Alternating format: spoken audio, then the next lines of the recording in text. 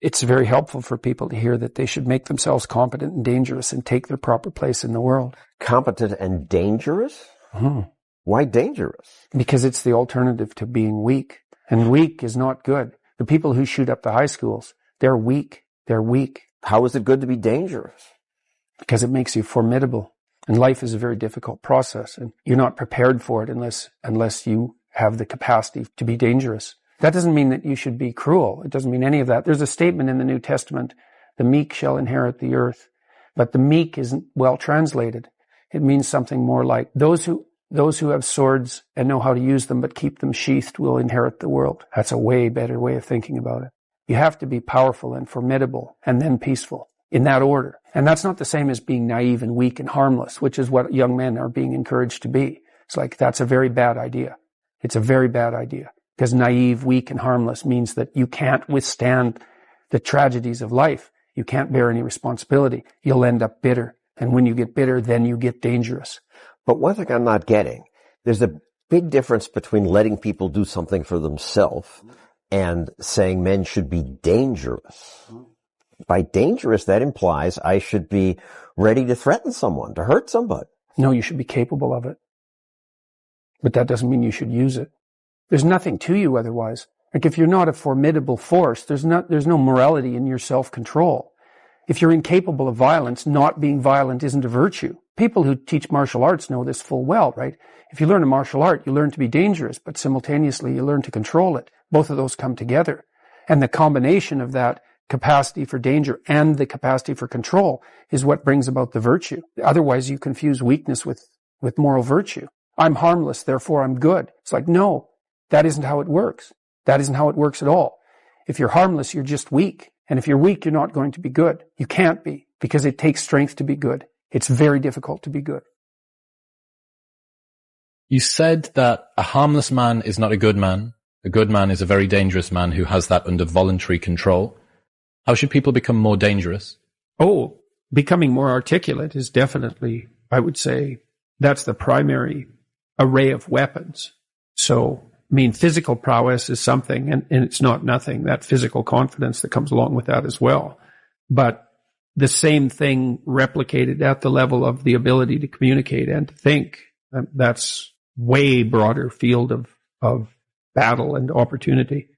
So this is one thing that isn't taught well, especially to boys.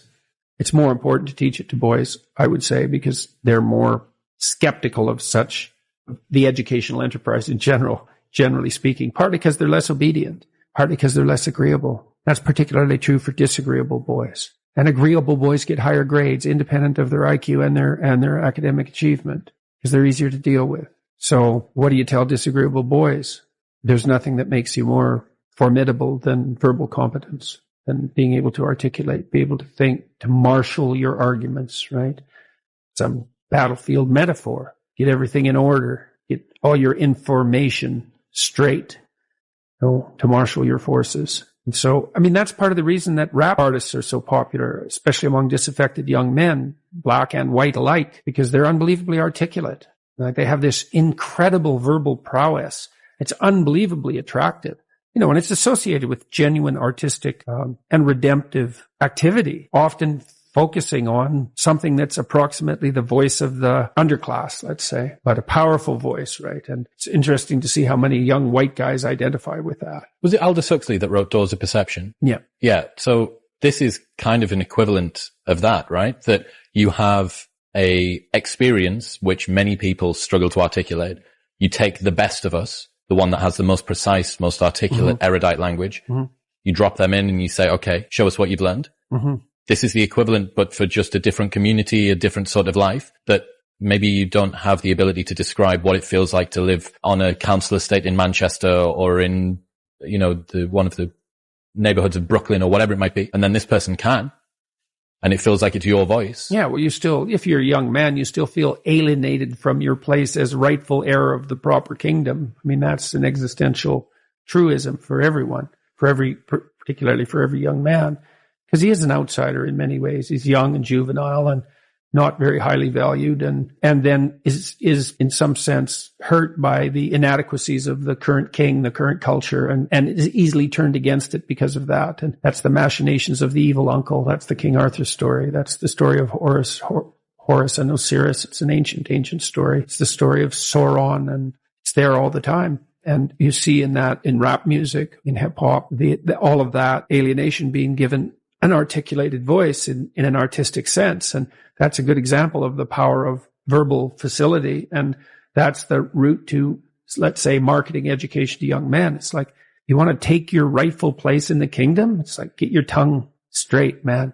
Get it under control in the highest possible sense.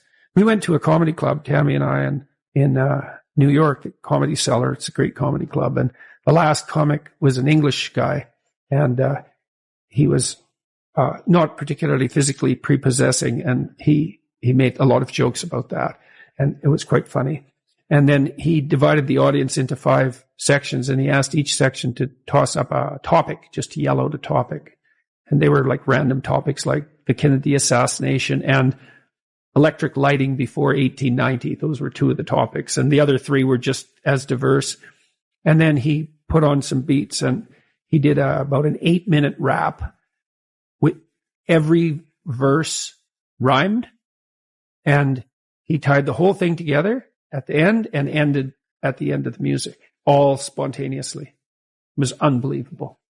And that's Logos, man. That's the redemptive power of the Logos right there. The magic word, the sacred word. It's just manifesting itself on stage. There's something very impressive. Something about that does feel dangerous as well. Not in a, I need to be concerned and this should be contaminated and walled off, but in a way that you think that person has so much competence that it's flowing out of them. And you almost feel competent by being around them. So but you certainly feel competent by appreciating it. Yeah. Right. Because it speaks to the part of you that is capable of appreciating such things. You think, wow, that's really something. That's an amazing display. That's an amazing thing to see. Amazing, right? A very interesting word, amazing. And you're trapped by the charisma of that. And that charisma, that's not nothing. That's a signal of something redemptive occurring. That accounts for virtually all of the attraction of hip hop and raps. The articulated voice of the struggling but worthy underclass. I suppose that's a good way of putting it. But those who are alienated from their rightful place. And so that verbal prowess is one of the ways they struggle up towards the light and that's a good example of that, of having that danger under control, because it's a dark genre in many ways, right? There's a real undercurrent and air of violence that surrounds that and its culture, like the punk movement in the UK back in the late 70s. Same sort of thing, but that capacity to express that in a poetic manner, in a compelling manner. Johnny Rotten was great at that. He was so intense. He has a song called Rise, which I used to show my clients all the time when I was starting assertiveness training with them. I'd put on Johnny Rotten's Rise, and the line in there is anger is an energy, and he's got these unbelievably intense eyes. Anger is an energy. You bet. And John Lydon, man, he could channel that like almost no one I've ever seen. He'd get that anger built up inside him, and then it was completely under control, and he expressed it in his music, and he's absolutely captivating.